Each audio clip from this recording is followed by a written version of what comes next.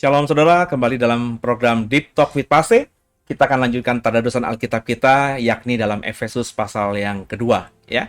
Dan untuk mempersingkat waktu, mari kita sama-sama siapkan Alkitab kita. Kita coba buka Efesus pasal kedua. Sebentar kita akan coba membacanya dari ayat pertama hingga ayat yang terakhir. Yuk sama-sama kita siapkan.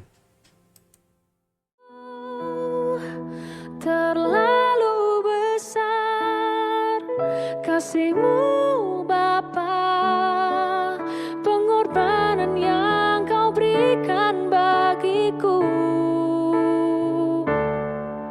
Terlalu mahal darah-Mu Yesus, tercurah untuk menebus hidupku.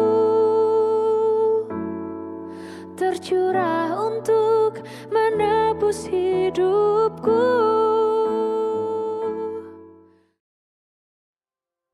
Oke, sudah ada bantuan, dan sebelum kita tadarusan Alkitab kita malam hari ini, saya mengajak kita untuk satu hati kita doa. Bapa yang baik, terima kasih kami boleh ada sekarang. Kami mau melanjutkan tadarusan Alkitab kami. Berikan kami hikmat marifat-Mu Tuhan, sehingga ayat-ayat yang kami baca menjadi terang, dan kami semua diberkati. Jangan satupun kami yang Kau lalui, kami siap diberkati. Haleluya. Amin. Yuk sama-sama kita baca pasal 2 ayat yang pertama. Kita baca saudara ya. Semuanya adalah kasih karunia. Ayat 1. Kamu dahulu sudah mati karena pelanggaran-pelanggaran dan dosa-dosamu. Kamu hidup di dalamnya karena kamu mengikuti jalan dunia ini, karena kamu mentaati penguasa kerajaan angkasa, yaitu roh yang sekarang sedang bekerja di antara orang-orang durhaka. Sebenarnya dahulu kami semua juga terhitung di antara mereka. Ketika kami hidup di dalam hawa nafsu daging dan menuruti kehendak daging dan pikiran kami yang jahat. Pada dasarnya kami adalah orang-orang yang harus dimurkai, sama seperti mereka yang lain. Tapi Allah yang kaya dengan rahmat, oleh karena kasih-Nya yang besar yang dilimpahkannya kepada kita, telah menghidupkan kita bersama-sama dengan Kristus. Sekalipun kita telah mati oleh kesalahan-kesalahan kita, oleh kasih karunia, kamu diselamatkan. Ya. Dan di dalam Kristus Yesus, Ia telah membangkitkan kita juga dan memberikan tempat bersama-sama dengan Dia di surga. Supaya pada masa yang akan datang, Ia menunjukkan kepada kita kekayaan kasih karunia-Nya yang melimpah-limpah, sesuai dengan kebaikan-Nya terhadap kita dalam Kristus Yesus. Sebab karena kasih karunia kamu diselamatkan oleh iman. Itu bukan hasil usahamu, tapi pemberian Allah. Itu bukan hasil pekerjaanmu.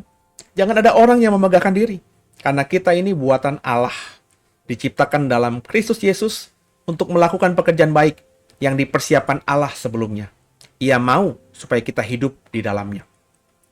Nah, ayat-ayat yang kita baca ini ayat-ayat yang kalau kita baca perikopnya tadi diberi judul semuanya adalah karena kasih karunia. Paulus ingin mengingatkan kembali jemaat di Efesus bahwa kamu, aku, kita sudah mati karena pelanggaran-pelanggaran dan dosa-dosamu. Kita sekarang ini hidup karena menerima kasih karunia Tuhan. Dulu memang kita mengikuti jalan dunia ini, mentaati, ya dikatakan tadi di ayat-ayat pertama, kerajaan angkasa, penguasa kerajaan angkasa itu roh yang memang bekerja pada orang-orang durhaka. Jadi ini yang harus kita pahami, ya, bahwa semua kita tuh sebelum bertobat terima Tuhan itu ya begitu. Ya. Status kita tuh ya itu, ya orang-orang durhaka, ya orang-orang yang mestinya sudah mati karena dosa, karena upah dosa adalah maut. Ya, tapi ketika kita percaya kepada Tuhan, itulah yang menghidupkan kita. Ya, jadi apa namanya? Alkitab katakan tadi di ayat-ayat terakhir di perikop yang pertama tadi, Bapak, Ibu, dan saya harus menjadi orang-orang yang mengimani, mempercayai sungguh bahwa kita ini diselamatkan oleh karena iman percaya kepada Tuhan. Bukan karena hasil usaha kita. Bukan karena pekerjaan kita. Kita tuh diselamatkan karena pemberian Allah yang namanya kasih karunia. Itu clear, saudara. Jadi, ini kadang-kadang juga bahkan beberapa orang masih salah paham aja sama saya. Karena saya memang menekankan bahwa orang yang sudah terima kasih karunia itu harus merespon imannya dengan benar. Caranya gimana? Ya hidup benar. Tapi banyak orang yang, ya karena tadi, bacanya atau mengikuti saya hanya sepenggal-sepenggal, sepotong-sepotong ya. Hanya kalau ada saya khotbah soal akhir zaman saja ya, nggak mau ngikutin khotbah saya secara utuh gitu ya. Ya memang kalau saya tidak disukai ya nggak kenapa-napa, cuman sedih aja gitu saudara. Kalau orang hanya mengikuti sepenggal-sepenggal pemahaman saya gitu ya. Sehingga akhirnya orang banyak berpikir, wah ini Pak Seno nih pasti orang yang mengajarkan orang Kristen tuh harus berbuat, keselamatan tuh karena perbuatan. Saya nggak pernah mengatakan begitu saudara. Kalau memikirkannya itu, kalau kau menyimpulkannya saya seperti itu, saya berani hakul yakin, kau yang salah dengar. Keselamatan itu hanya karena kasih karunia. Itu bukannya, Alkitab tadi katakan bukan karena hasil usaha kita, bukan karena pekerjaan kita. Kita diselamatkan itu hanya karena iman, karena pemberian Allah. Ya, jadi nggak boleh kita bermegah. Kita itu ketika percaya, terima kasih karunia Tuhan, kita diampuni dosa kita. Itu karena pemberian Tuhan, kasih karunia yang Tuhan limpahkan atas kita. Ya tapi kan kita nggak selesai di situ, kita masih hidup di bumi ini. Ya, makanya tadi dikatakan kita harus hidup di dalam Kristus Yesus. Ya, kita harus melakukan pekerjaan yang baik. Kalimat di ayat 10 itu jelas. Karena kita ini buatan Allah. Kita ini diciptakan dalam Kristus Yesus. Kita ini sudah terima kasih karunia untuk melakukan pekerjaan baik yang dipersiapkan Allah sebelumnya. Ia mau supaya kita hidup dalamnya. Dalam apa? Dalam perbuatan baik, dalam pekerjaan baik yang sudah Allah persiapkan untuk kita lakukan di bumi ini. Untuk itulah kita diberikan kasih karunia.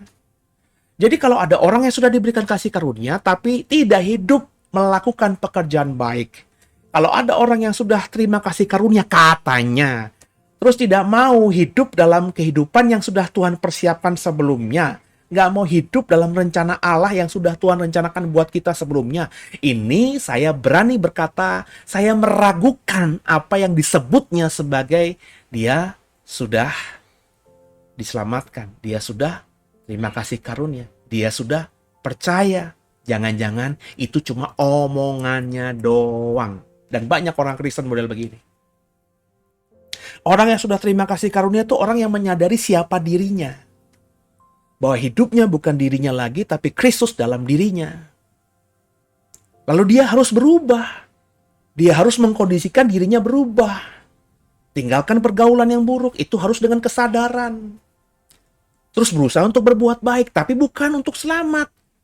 Sebab kita sudah diselamatkan dengan kasih karunia. Kita berbuat baik itu karena memang itulah rencana Tuhan setelah kita terima kasih karunia. Yakni harus hidup dalam kehidupan yang dipersiapkan Allah untuk kita jalani di bumi ini. Apa itu? Dalam bahasa sederhana di ayat 10 tadi, semua perbuatan yang baik itu. Maka jadilah orang yang baik. Selalulah berusaha jadi orang yang baik. Lakukanlah hal yang baik. Kerjakanlah hal yang baik. Makanya Paulus katakan di kitab yang lain, lakukanlah segala sesuatu seperti untuk Tuhan. Kenapa untuk Tuhan? Supaya kita bisa dalam kesadaran ketika melakukan segala pekerjaan itu untuk berbuat yang baik. Karena kita berpikir yang kita lakukan itu untuk Tuhan. Jadi berbuat baik itu bukan untuk selamat, tapi sebagai respon Bapak Ibu dan saya, bahwa Bapak Ibu dan saya itu sudah menjadi orang yang terima keselamatan, sudah jadi orang yang percaya. Nah, kita diselamatkan itu karena apa? Ya semata-mata karena Dia. Semata-mata karena kasih karunia-Nya. Semata-mata karena iman saja. Jadi, ini makanya saya bilang, kalau mengikuti saya itu harus tahu dasarnya dulu, prinsipnya dulu. Prinsip kekristenan yang saya ajarkan maksudnya. Supaya kalau udah tahu dasarnya, nanti Bapak Ibu dengarkan saya dengan tema khotbah yang macam-macam, Bapak Ibu nggak akan tinggalkan dasar ini. Ya, ya. Saya kadang-kadang jujur aja capek gitu, saudara ya. Jujur aja nih, sebab ada orang yang sering WhatsApp saya, menanyakan hal-hal yang bagi saya, lu kalau dengerin gua, lu nggak mungkin nanya ini. Ya. Baru tadi saya dapat WhatsApp, ya. Orang yang tiba-tiba nanya, Pak, ada artis idol yang 6 tahun lalu sudah terima Yesus, sekarang ini tidak percaya lagi. Apakah dia diselamatkan? Lah, ini pertanyaan yang mestinya kalau dia tanyakan ke saya, dia malu gitu loh. Kalau memang dia adalah orang yang mendengarkan saya. Ya. Sebab dia dapat nomor telepon saya, berarti ya dia mengenal saya mestinya. Dan saya jujur nggak pernah nanya hal-hal yang aneh pada orang yang tidak saya kenal. Saya jujur kalau mau nanya sama orang itu ya saya berpikir panjang nih. Kalau saya tanya ini, saya memposisikan orang itu seperti apa nih. Saya sedih soalnya. Ya. Sebab orang ini ngakunya sudah dengerin semua video saya, tapi masih bertanya hal seperti ini. Ya. Ya, ini kan dasar sekali. Sesuatu yang dasar dulu gitu loh. Kalau ditanyakan sama orang-orang yang baru bertobat gitu ya, atau kalau baru ketemu sama channel ini gitu ya, ya oke lah. Tapi orang ini mengaku udah dengerin saya. Ya. Ini orang yang saya bilang, nah, saya makanya berkata berkali-kali, Bapak Ibu harus tertanam dalam sebuah komunitas gereja. Ya. Bapak Ibu punya gereja kan, misalnya siapalah gembalanya, siapalah apalah nama gerejanya. Dan disitulah tertanam. Nah, Bapak Ibu bukan nggak boleh nonton saya, boleh silakan. Tapi Bapak Ibu harus punya dasar di gerejamu. Kalau Bapak Ibu adalah jemaat saya, Bapak Ibu harus kuat dulu di dasar gereja yang saya ajarkan. Pemahaman iman yang saya ajarkan. Baru nanti nonton yang lain-lainnya. Kalau Bapak Ibu maafkan saya ya, sekarang ini gara-gara kemudahan digital, kemudahan zaman, Bapak Ibu bisa nonton semua pendeta dan Bapak Ibu tuh random. Dengar khotbahnya tuh random. Ya.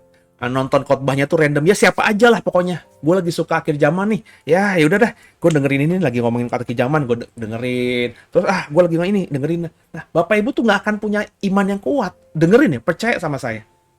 Bahkan gue akan menjadi orang yang sebenarnya kalau di dialog sama orang Kristen awam lainnya, kok mungkin dianggap, wah pengetahuanmu hebat, tapi sebenarnya pengetahuanmu nggak ada hebat-hebatnya. Itu seperti rumah yang dibangun di atas pasir. Cepet jadinya, tampak bagusnya, tapi ketika ada banjir bandang ya, maka itu rumah kan hanyut dan hancur. Bapak Ibu, kata Tuhan Yesus, kalau bangun rumah harus di atas batu. Dan itu tentu membutuhkan effort lebih, dana yang lebih, waktu yang lebih capek. Tapi kalau kau bangun rumah di atas batu, mungkin lama jadinya, mungkin lama baru bisa didiami, tapi kalau ada banjir bandang kayak apapun, rumah itu akan tetap kokoh karena berdiri, dibangun di atas batu karang. Kan itu kata Tuhan Yesus. Tapi banyak orang Kristen nggak gitu. Ya. Dan yang saya sampaikan tuh bukan 1-2 orang, Bapak Ibu, banyak sekali. Mungkin ada beberapa yang saya maksudkan tuh lagi nonton video ini dan saya nggak peduli, saya keras soal hal ini. Saya bukan cari viewer bikin program ini. Saya sedang ngajar Bapak Ibu harus menjadi orang yang dewasa dalam iman. Makanya saya bilang dasar untuk bisa dewasa dalam iman tuh harus tertanam dalam sebuah komunitas gereja. Nah kalau kau bilang, Pak, gereja saya itu begini, loh memang nggak ada gereja yang ideal. Nggak ada gereja yang sempurna. Tapi kau harus tertanam di situ. Itulah wujud kau tunduk sama Tuhan.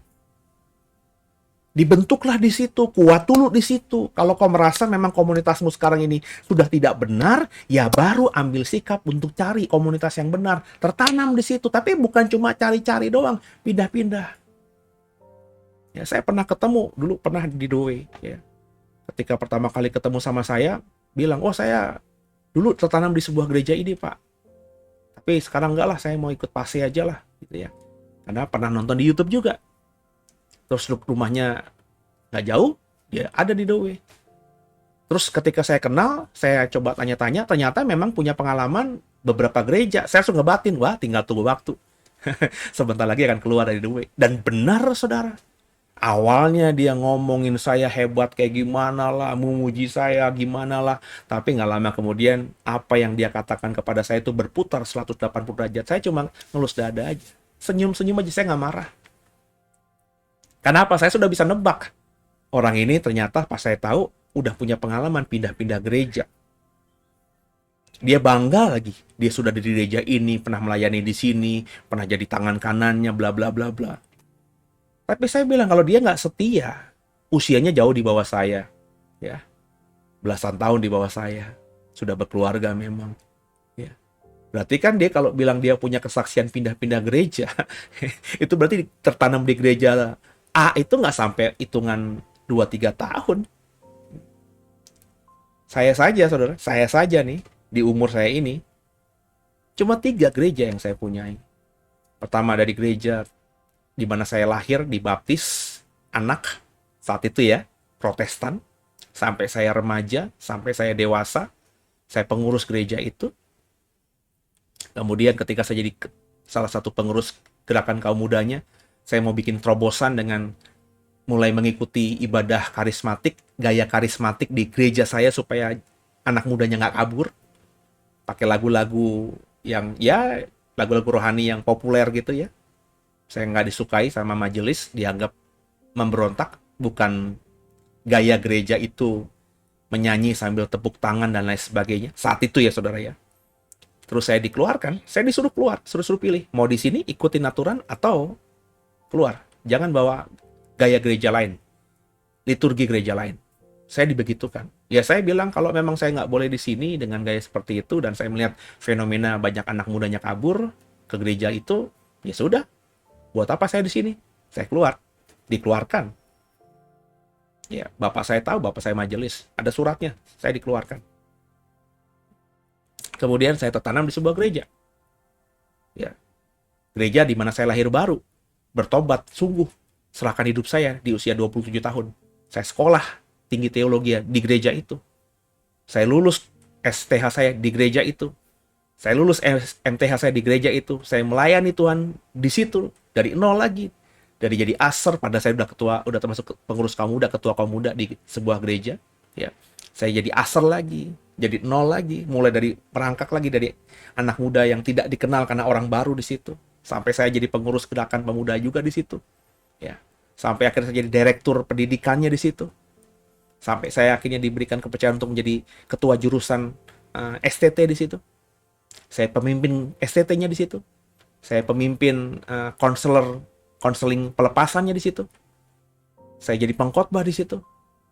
Saya baru keluar karena dikeluarkan. Bukan karena saya mau pindah. Karena saya dikeluarkan. Dan sekarang yang ketiga, di The Way. Dan di The Way kayaknya saya nggak mungkin dikeluarkan, uang saya pemimpinnya. Jadi, bagi saya ada di 3 gereja cukup lama, saudara. Yang pertama sampai usia saya sekitar ya 27 tahun, ya. Terus dari 27 tahun sampai saya sekitar usia berapa? The Way baru 8 tahun yang lalu, berarti sekitar 35 tahun, ya. Saya ada di gereja lama. Sekitar ya 7 tahun, 9 tahun lebih, saudara. Saya di gereja lama, ya. Dari usia 27, jadi pendeta usia 30. Terus sampai saya ya kurang lebih 10 tahun, 40 lah, ya. Ya 40 tahun lah, ya. Karena The Way kan 47, saya The Way 8 tahun, saya 47, berarti umur 39, ya. 39 saya di gereja itu. Jadi pendeta kurang lebih 9 tahun di gereja itu, tapi jadi aktivis kurang lebih 12 tahun di gereja itu. Ya, dari usia 27 tahun sampai saya usia 39 tahun. 12 tahun saya di gereja lama saya. Dan sekarang di The Way udah 8 tahun. Saya memang kalau dibilang pindah-pindah gereja dibandingkan orang yang dari kecil sampai tuanya, sampai matinya di situ, ya saya bisa dibilang pindah-pindah gereja.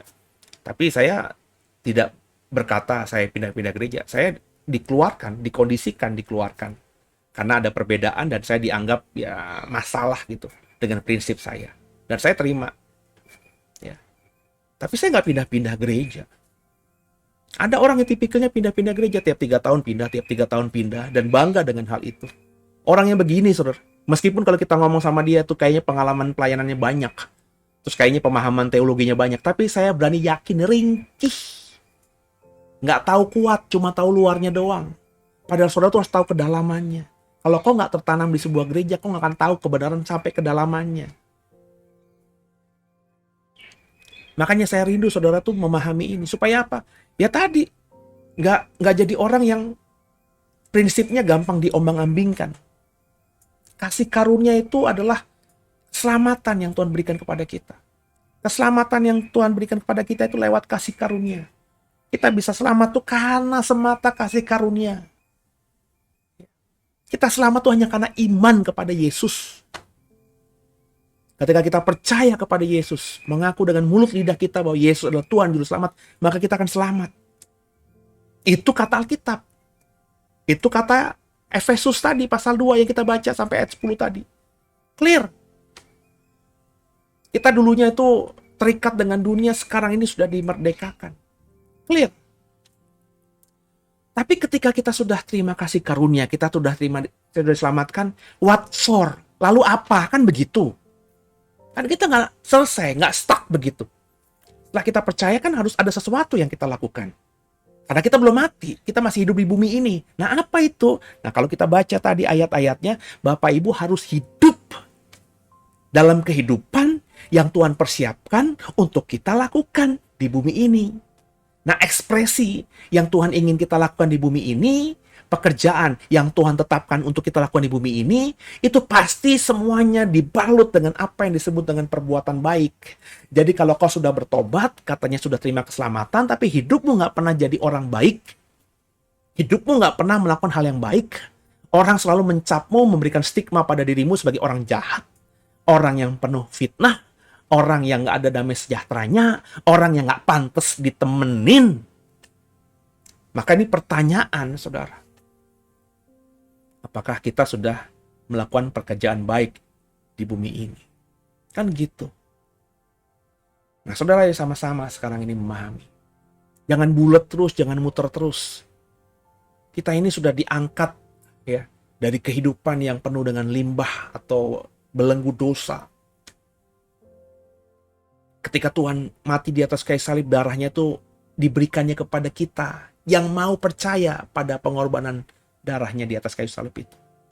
Dan ketika kita beriman kepada darah itu menebus kita, maka kita diselamatkan. Tapi kan gak berhenti di situ, saudara. Hidup masih terus berjalan. Sampai kapan? Ya sampai masing-masing kita mati. Saya hidup seperti ini, takut akan Tuhan seperti ini, komitmen melayani Tuhan seperti ini. Saya pertahankan. Bapak Ibu tahu nggak? Saya bersaksi aja ya, iya di atas ya, tidak di atas tidak. Ketika Bapak Ibu nonton video ini, rekaman ini, ya, berarti hari Rabu, saya rekam ini hari Selasa kemarin, ya. Atau Bapak Ibu ikutin Living Wisdom kemarin ketika saya membagikan cerita soal Hagar. Saya merekam itu hari Selasa siang. Sekarang nih, hari Selasa siang saya rekam. Bapak Ibu tahu? Kondisi saya saat ini sebenarnya sedang galau. Kenapa? Karena ibu saya dirawat di rumah sakit lagi. Tidak fatal, tidak vital sih. Tapi tetap saja ibu saya di rumah sakit. Sendirian dia di sana. Sebagai anak, saya galau. Kalau saya temenin ibu saya, maka Selasa kemarin dan Rabu ini gak akan ada rekaman yang naik. Kenapa saya belum merekam? Maka saya bilang sama istri saya, yang kamu yang jagain ibu ya. Maka Sylvie sekarang ini lagi di rumah sakit. Saya rekaman untuk hari Selasa malam yang episode Living in Wisdom tentang Hagar kemarin. Dan hari ini dan Kamis saya rekam hari Selasa siang. Supaya apa? Supaya besok kalau saya sudah rekaman sampai Rebo dan Kamis aman, saya bisa ke rumah sakit nemenin ibu saya. Saudara, orang yang hidup melayani Tuhan, ini pasti seperti ini, saudara.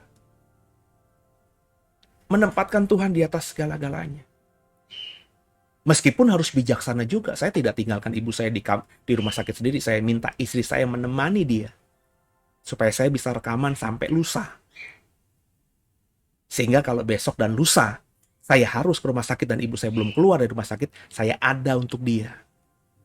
Tapi program ini terus berjalan. Kenapa? Ini program untuk Tuhan, saya sudah komitmen sama Tuhan. Wah, berat saudara. Tapi kalau benar-benar sudah firm, ya, dalam hidup kita sudah firm mau melayani Tuhan, semuanya bisa Tuhan buat mudah. Dan saya melewati ini, melakukan hal ini bukan sekali dua kali. Dengan contoh ibu saya banyak sekali saudara. Saya hari Minggu nggak pernah bisa kemana-mana. Nggak pernah mau kemana-mana. Diundang siapapun, bahkan kalau nanti Tuhan izinkan. Misalnya Presiden Jokowi juga ngundang saya hari Minggu, saya akan memilih untuk tidak. Sebab bagi saya hari Minggu untuk saya melayani Tuhan. Bukannya saya tidak bisa melayani Tuhan di hari lain. Tapi orang dunia, jemaat Kristen kebanyakan, itu berpikir datang ke rumah Tuhan hari Minggu. Itu saya mengikuti pikiran mereka. Karena bagi saya melayani Tuhan hari Senin bisa. Berarti kalau hari Minggu saya nggak melayani Tuhan, hari Senin melayani Tuhan kan sama saja. Tapi karena orang-orang Kristen kebanyakan itu mencari Tuhan, datang ke gereja, ibadah itu hanya hari Minggu, maka saya yang sudah berkomitmen melayani Tuhan sebagai hamba Tuhan, hari Minggu harus ada di gereja. Dan sejak usia 27 tahun saya bilang, ketika saya bertobat dan memberikan hidup saya sama Tuhan dengan sekolah tinggi teologi, hari Minggu dari usia 27 tahun sampai sekarang saya umur 47 tahun, berarti 20 tahun. Selama 20 tahun, saya tidak pernah lewati hari Minggu kecuali 2 kali. Yang pertama, ketika saya ke Israel, karena benturan di hari Minggu. Ya. Dan yang kedua, maafkan saya, ke Israel pun saya ibadah. Saya bikin ibadah hari Minggu. Yang saya miss itu ketika saya liburan sama satu keluarga ke wilayah Jawa Timur. Itu liburannya memang bisanya hari itu, minggunya saya akhirnya oke lah, demi anak-anak, karena waktu liburannya nggak panjang, ya libur minggu lah, supaya anak-anak bisa minggu sama saya keluar kota cukup lama. Kita pergi semingguan lebih. Minggu ada di tengah liburan itu. Tapi hari Minggu saya ke gereja juga. Saya cari gereja terdekat, saya nggak kenal gereja itu, nggak tahu pendetanya, datang aja sebagai jemaat undangan atau jemaat tamu. Yang kedua, ketika kemarin COVID. Saya nggak kena COVID, tapi habis divaksin saya panas dingin. Selama 20 tahun lainnya, hari Minggu saya selalu ada di mimbar dan berkhotbah. Ini komitmen, saudara. Bagaimana saudara? Kalau nggak punya dasar yang kuat, nggak bisa bersikap seperti ini. Percayailah saya. Kalau nggak punya pemahaman iman yang kuat, nggak bisa hidup, maafkan saya, seperti saya gitu. Minggu ada undangan temen, reuni, itu pasti hari Minggu jatuhnya saudara. Reuni SD, reuni SMP, reuni SMA. Saya ketemu teman-teman zaman saya SMA, zaman dikatakan orang-orang itu zaman yang paling indah. Saya nggak pernah bisa dan nggak pernah mau. Kenapa? Jatuhnya selalu hari Minggu, saudara. Udah diteleponin, udah di WhatsAppin, dateng ya bro. Gua nggak bisa. Ada keluarga nikah hari Minggu, saya bilang gua nggak bisa. Nah, ini berat. Bisa dicap kayak apa, radikal lah, fanatik lah, sebodoh amat. Kenapa? Karena saya sudah punya basic yang kuat. Soal ini, prioritas yang kuat. Kalau hari Sabtu yang lainnya, Jumat yang lainnya, saya bisa usahakan. Hanya sekedar untuk ngobrol di warung kopi pun, hayu. Tapi khusus hari Minggu tidak. Lanjut ya saudara ya. Saya kalau ngomong ini menggebu-gebu. Kenapa? Karena tadi juga, lihat, ternyata banyak orang yang menurut, kalau diskusi sama saya, karena bukan jemaat kami ya, hanya tiba-tiba tahu nomor WhatsApp saya, bisa japri saya, ada yang juga di via Messenger. Kayaknya pemahamannya cukup dalam, ternyata maafkan saya ringkih gitu. Ya nggak tertanam. Saya tanya gereja di mana? Ya saya pindah-pindah pak. Apalagi zaman pandemi ini saya pindah, ya nonton aja pendeta-pendeta random aja. Oh pantesan. Dia tahu cerita soal macam-macam. Kemah suci dia tahu. Ya kayaknya mendetil gitu ya, akhir zaman dia tahu ya, katanya udah dengar khotbah saya dan khotbah pendeta-pendeta soal akhir zaman. Oh pantesan, kayaknya tahu banyak, terus nanyain ya, kalau ada orang murtad terus masih bisa selamat nggak? Nah ini kan pertanyaan yang dasar sekali ya saudara. Jadi taunya hebat tapi yang dasarnya nggak tahu gimana coba. Aduh, kadang-kadang saya geleng-geleng kepala. Makanya saudara, saya berharap saudara tertanam ya, tertanam dalam sebuah gereja. Maksudnya tertanam itu ya saudara mengikuti khotbah dari gereja itu, dari pendeta-pendeta di gereja itu, acara-acaranya, ada komunitas selnya, ada pertemuan-pertemuannya, Kalau itu gereja dekat rumahmu, datang ke situ. Kalau via gerejamu jauh, hanya via online, ya datang, ada Zoom, ada pertemuan Zoom, ikut, berinteraksi satu dengan lainnya, bertumbuh di situ. Kalau ada orang yang nggak disukai di gereja, itu tuh wajar, namanya juga besi menajamkan besi. Mana ada saudara yang bergereja di sebuah gereja, terus semua orangnya kau sukai? Karena kau berpikir mereka semua malaikat. Tidaklah.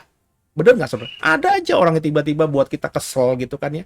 Tapi disitulah kau terbentuk menjadi manusia yang lebih sempurna. Ya. Lanjut ya, kalau nggak saya bisa panjang nih. Dipersatukan di dalam Kristus. Karena itu ingatlah bahwa dahulu kamu sebagai orang-orang bukan Yahudi menurut daging, yang disebut orang-orang tak bersunat, oleh karena yang menamakan dirinya sunat, yaitu sunat lahiriah yang dikerjakan oleh tangan manusia, bahwa waktu itu kamu tanpa Kristus tidak termasuk kewarganegaraan Israel, yang tidak mendapat bagian dalam ketentuan-ketentuan yang dijanjikan, tanpa pengharapan dan tanpa Allah dalam dunia. Tapi sekarang dalam Kristus Yesus, kamu yang dahulu jauh sudah menjadi dekat oleh darah Kristus. Karena dialah damai sejahtera itu yang telah mempersatukan kedua pihak, yang telah merubuhkan tembok pemisah, yaitu perseteruan. Sebab dengan matinya sebagai manusia, ia telah membatalkan hukum Taurat dengan segala perintah dan ketentuannya, untuk menciptakan keduanya menjadi satu manusia baru dalam dirinya. Dan dengan itu mengadakan damai sejahtera, dan untuk mendamaikan keduanya di dalam satu tubuh dengan Allah oleh salib, dengan melenyapkan perseteruan pada salib itu. Ia datang untuk memberikan damai sejahtera kepada kamu yang jauh, dan damai sejahtera kepada mereka yang dekat. Karena oleh dia kita kedua pihak dalam satu roh beroleh jalan masuk kepada Bapa.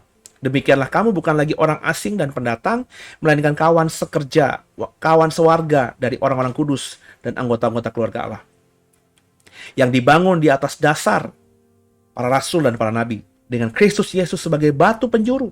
Di dalam dia tumbuh seluruh bangunan, rapi tersusun, jadi bait Allah yang kudus dalam Tuhan. Di dalam dia kamu juga turut dibangunkan menjadi tempat kediaman Allah di dalam roh. Nah, saudara kekasih Tuhan, ini yang dikatakan tadi. Orang yang benar-benar hidupnya sudah merespon kasih karunia yang baik, dengan mau hidup dalam rencana Tuhan, yang pastinya itu perbuatan baik yang terekspresi, maka orang ini membangun hidupnya dengan Yesus sebagai batu penjuru. Batu penjuru apa saudara? Ukuran, panduan, seperti kalau orang bangun rumah, ada tukang bangun rumah, maka itu pasti tukang itu mulai dengan sudut tertentu. Ya.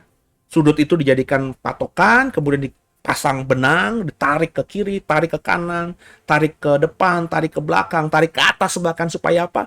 Ketika nanti dibangun batu batakah, disusun, ya itu bisa lurus, bisa rata. Tapi kalau bangunnya random gitu ya ini mood gue lagi di sebelah kiri dulu lah, bangun sebelah kiri. Gue udah bosen sebelah kiri, gue mau sebelah kanan. Bosen bagian depan, gue mau belakang. Ya itu nanti ketika batu-batunya tersusun nggak nyambung, saudara. Karena pasti akan berantakan. Sama. Ya, dalam iman Kristen juga sama. Saudara harus punya pemahaman yang benar tentang Tuhan dulu. Tentang Yesus dulu. Makanya kan saya kalau khotbah hari Minggu, terus malamnya itu ada sekolah minggu dewasa untuk jemaat, memang untuk simpatisan. Jadi Bapak Ibu yang memang mau ikut ya silahkan, bisa jadi simpatisan. Nanti isi formulir ya, itu biasa di program habis Deep Talk with Pase, di bagian terakhirnya ada slide-nya, ada flyernya. Bapak Ibu bisa scan, nanti bisa isi formulirnya itu. Saudara mau mendaftar sebagai jemaat, kalau memang kau belum terdaftar sebagai jemaat dimanapun, ya secara online. Jadi saudara tinggal di Papua, saudara tinggal di luar negeri, boleh loh jadi jemaat kami, ya, secara online. Atau saudara juga hanya mau jadi simpatisan. Simpatisan tuh ya mendukung lah, ya, tapi bukan jemaat, karena saudara punya gereja sendiri, tapi mau jadi simpatisan kami, silahkan, monggo. Kalau saudara seperti itu, saudara bisa melihat itu, ya, mengikuti program ini. Di dalam kelas sekolah minggu kemarin, ada yang bertanya soal hal ini. Menanyakan gitu ya. kalau ya banyak hal lah yang bisa menjadi pertanyaan-pertanyaan, bisa dibalikkan. Kalau kemarin saya khotbah misalnya soal neraka, ya itu bisa dipertanyakan ya. Nah, kita ini harus membangun ya, bertumbuh dalam satu pemahaman gitu. Nah, itu penting. Makanya tertanam dalam sebuah komunitas itu penting ya. Jadi supaya saudara tuh punya punya punya kedalaman pemahaman yang kuat dari satu sumber.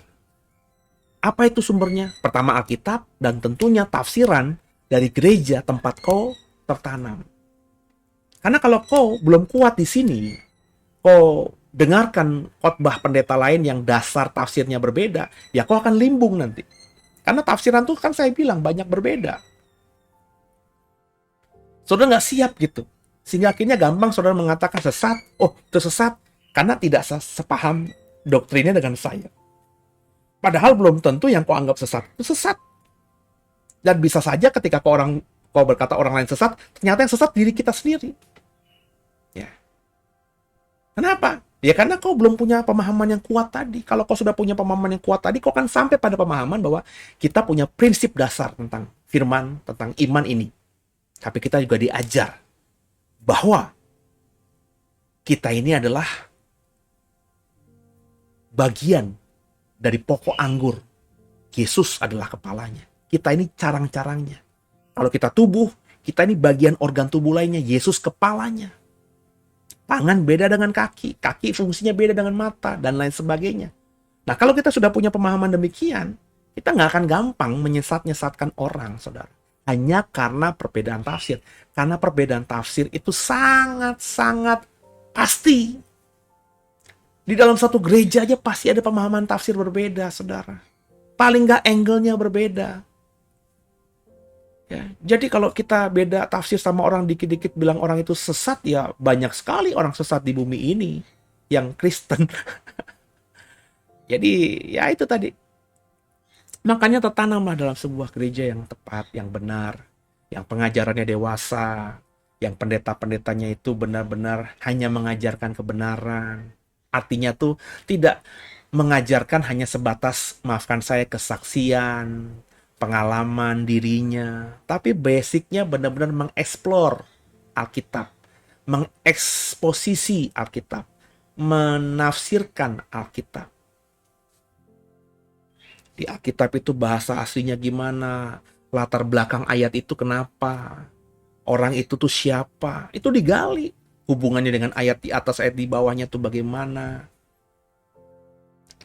Itu makanya kalau saudara tidak mau berjemaat di kami, saya bikin program ini. Tadarusan Alkitab ini. Ini kan membaca Alkitab secara runtut gitu. Kalau kita ngomongin Efesus yang sedang kita tadarusin ini, kan Bapak Ibu sudah mengikuti Efesus pasal pertama 2 hari lalu. Sekarang Efesus pasal kedua. Nanti di minggu ini berarti di hari apa? Jumat, ya. Ibu Bapak akan mendapatkan apa? Efesus pasal 3. Minggu depan selesai itu. Karena ada 3 kali tadarusan Alkitab di setiap minggu. Efesus cuma 6 pasal, selesai. Kita masuk kitab terakhir di Perjanjian Baru yang belum sama sekali kita bahas, yakni kitab Roma. Habis kitab Roma kita langsung pergi ke Perjanjian Lama. Saya bikin program ini supaya saudara ya, ayo kita belajar bersama. Kan nggak perlu saudara berjemaat di tempat kami. Tapi kalau saudara misalnya punya gereja yang ada program begini, ya ikut di gerejamu lah. Fokus yang utama di gerejamu, jangan yang ini. Jangan yang programnya saya. Yang programnya saya bolehlah didengar hanya untuk pembanding kalau memang ada pergumulan. Karena pastinya kalau gerejamu bikin tadarusan Alkitab juga kayak ini, pasti ada perbedaan tafsir antara pendetamu dengan saya. Kenapa? Bukan berarti pendetamu sesat atau saya sesat, tapi namanya penafsiran itu ya pasti aja, saudara. Saya melihat dengan kacamata di sebelah kiri derajat ke 45 derajat. Pendetamu lihatnya di sebelah kanan dengan derajat 38. Ya pasti beda lah, saudara. Sudut pandangnya berbeda. Sekolah tinggi teologianya mungkin juga berbeda. Ya, pemahaman bahasa aslinya mungkin berbeda. Kesukaannya berbeda. Jadi, ayo sama-sama kita belajar, saudara. Ya. Di dalam ayat-ayat ini, saudara, dikatakan tadi bahwa kita tuh harus benar-benar memahami bahwa kita ini yang berbeda dipersatukan dalam Tuhan. Baik orang yang Yahudi maupun kamu, kata Paulus tadi kepada jemaat di Efesus, bahwa kamu itu dulunya orang-orang tak bersunat. Ya, kamu tuh bukan Yahudi, ya. Kamu harus disunat dulu untuk menjadi bagian dari orang Israel supaya bisa mendapatkan warisan gitu ya dari perjanjian Allah dengan Abraham, Ishak dan Yakub. Tapi sekarang nggak perlu ya. Kamu yang sekarang ini juga belum disunat, bukan orang Israel, tidak mewarisi janji Tuhan kepada Israel, kamu juga bisa mendapatkannya sekarang dalam Kristus Yesus. Ya. Kamu yang dulu jauh sekarang menjadi dekat. Itu kata ayat 13. Karena dialah yang mempersatukan baik orang yang bersunat maupun orang yang tidak bersunat. Dikatakan Yesus sudah membatalkan hukum Taurat. Membatalkan itu bukan berarti tidak meniadakan hukum Taurat ya. Tapi semua sanksi-sanksinya ya, kalau kita percaya kepada Yesus itu sudah tidak berlaku lagi. Kenapa? Karena Yesus sudah menggenapi semua hukum Taurat itu. Jadi saudara tidak akan dituntut oleh apapun yang ada dalam hukum Taurat kalau saudara sudah terikat dengan Yesus, tertanam dalam Yesus. Kenapa? Yesus sudah menggenapi. Jadi Yesus jadi Tuhan di surga, Bapa di surga. Itu ketika melihat kita, bukan lagi melihat kita lagi, tapi melihat Kristus yang kau imani sudah menggenapi hukum Taurat. Jadi nggak ada lagi pemisah. Oleh karena itu, makanya kita juga jangan terlalu gampang lah, ya, mengeksplor perbedaan di antara kita, gereja, pemahaman, doktrin. Gak usah lah jelek-jelekin gereja lain. Gak usah lah jelek-jelekin pendeta lain. Fokus aja pada pengajaran diri kita sendiri. Seperti sekarang kalau saya hanya fokus aja mengajarkan apa yang saya pahami. Saya nggak pernah pusingin tuh orang lain ngajar apa gitu ya. Saya juga nggak pernah pusingin kalau ada orang lain bilang saya nggak benar ngajarnya. Orang urus saya bertanggung jawab sama Tuhan dengan ajaran yang keluar dari mulut saya. Tuhan yang nanti menjadi hakim. Saya hanya fokus sama apa yang Tuhan taruhkan di hati saya, yang saya gumuli dengan sungguh, yang saya bawa dalam doa dengan sungguh, saya yakini dengan sungguh, terus saya bagikan kepada jemaat yang mau dengarkan saya. Maka ada hiruk-pikuk di luar sana, ya, ada pendeta yang katanya A, B, C, D, selingkuh, jinah, cabul, saya nggak peduli, saudara. Kalau ada pendeta lain merespon, saya malah bingung ngapain diresponin yang kayak gini-gini. Kalau ada pendeta selingkuh, ada pendeta jinah, jemaat juga tahu kok nantinya. Ngapain yang namanya pendeta-pendeta hamba Tuhan yang fokusnya untuk mengajar jemaatnya, ikut ngomongin hal-hal gini, untuk kepoin hal-hal gini gitu loh. Nangkep ya saudara ya? Kalau saya mau bagiin aja kebenaran Tuhan. Ya mungkin akibatnya tidak jadi populer. Orang urus channel ini nggak terlalu bombastis gitu, orang urus. Kalau saudara nggak suka sama saya, sukanya sama pendeta yang ngomongin pendeta lain, silahkan cari aja sendiri. Tapi kalau saudara mau ikut sama saya, kita fokus aja sama Alkitab kita. Alkitab mengajarkan bagaimana kita harus hidup, kita hidupi seperti yang Alkitab suruh kita hidupi. Maka sepanjang kau hidup, kau jadi orang yang benar-benar berbeda dengan orang dunia. Orang jadi terang, orang jadi garam. Dengan sesamamu, orang percaya, kau bisa menghargai mereka yang berbeda dengan kita dalam banyak hal. Kau bisa mengasihi mereka bahkan sama orang yang tidak seiman dengan kita. Kau bisa mengasihi sungguh tanpa harus melihat agamanya apa.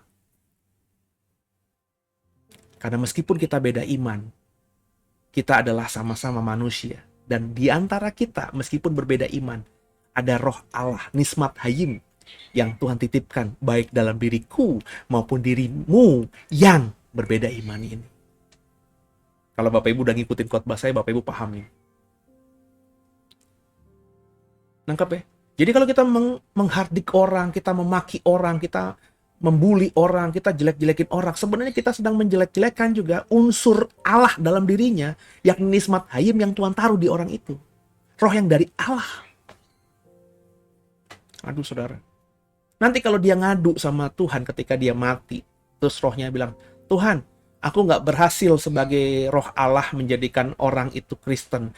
Karena sepanjang dia hidup, banyak orang Kristen ngebully dia, banyak orang Kristen merendahkan dia, banyak orang Kristen jelekin dia, banyak orang Kristen bikin susah dia, banyak orang Kristen buat dia menderita.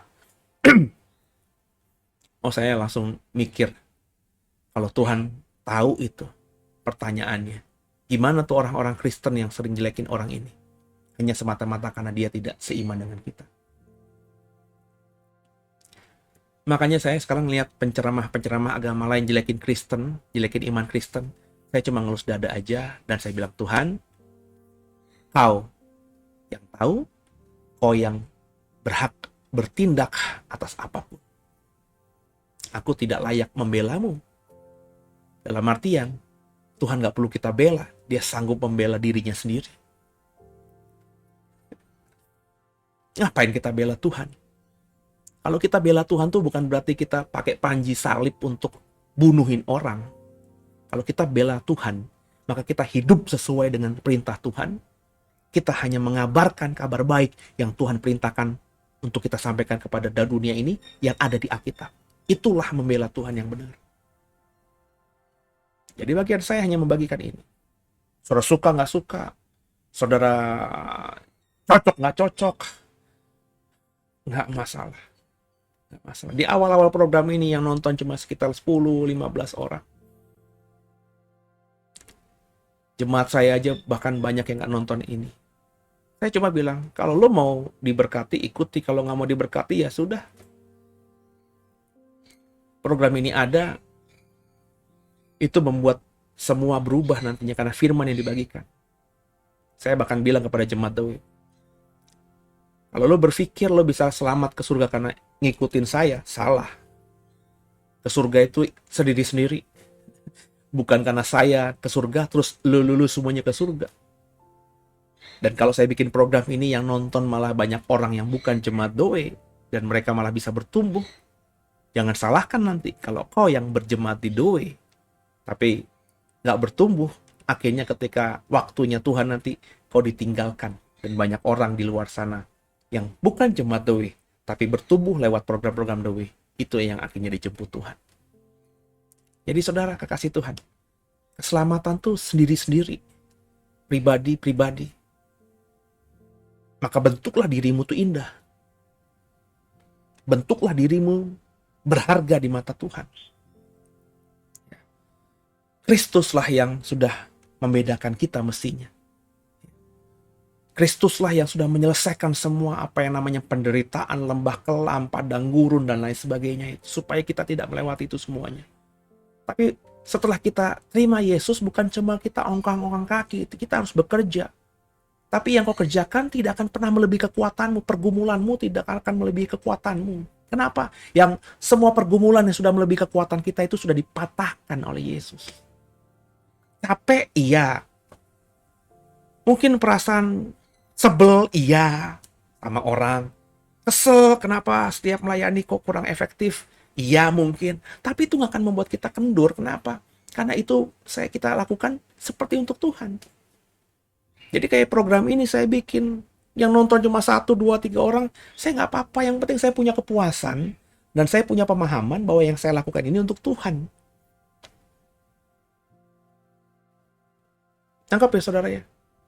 Jadi saya lakukan ini jujur saja. Kalau ditanya, pasti buat ini untuk apa? Yang pertama saya katakan saya buat ini untuk Tuhan. Karena Tuhan perintahkan saya untuk mengabarkan kabar baik ini. Beritakanlah kabar baik ini sampai ke ujung dunia. Saya memikirkan lewat program ini bisa sampai ke ujung dunia. Ya. Kalau ada orang Kristen di Rusia nyangkut di program ini, berarti kabar baik sudah sampai ke Rusia kan? Ini program ini nanti ada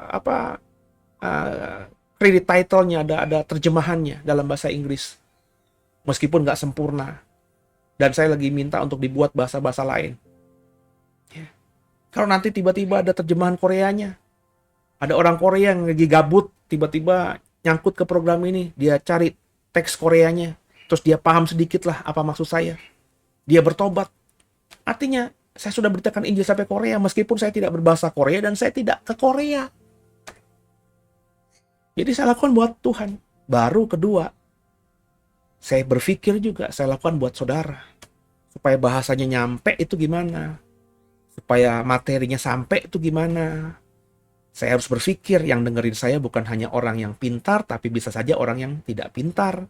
Orang yang berpendidikan, bisa saja orang tidak berpendidikan. Orang kaya, bisa saja orang miskin. Nah, bahasa saya harus sampai ke semuanya. Supaya apa?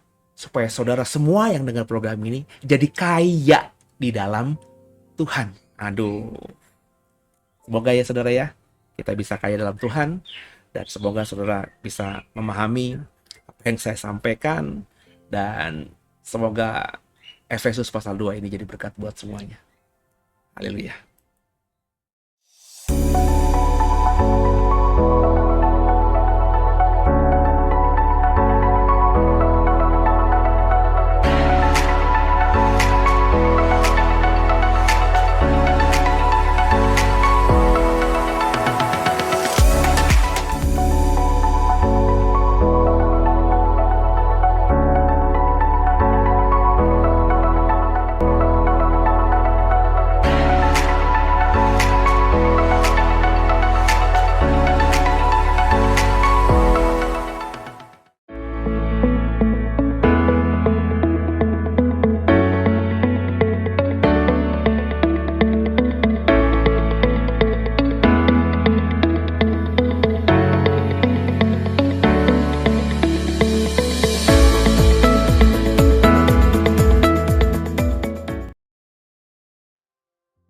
Oke, saudara. Ya, di flyer terakhir itu ada undangan dari saya kalau saudara mau tertanam lebih dalam lagi, mau mengikuti sekolah minggu dewasa. Di bagian flyer terakhir ada barcode yang bisa kau scan. Nanti kau scan, kau akan masuk dalam formulir. Kau bisa menjadi keluarga besar kami dengan mengisi formulir data dirimu, ya.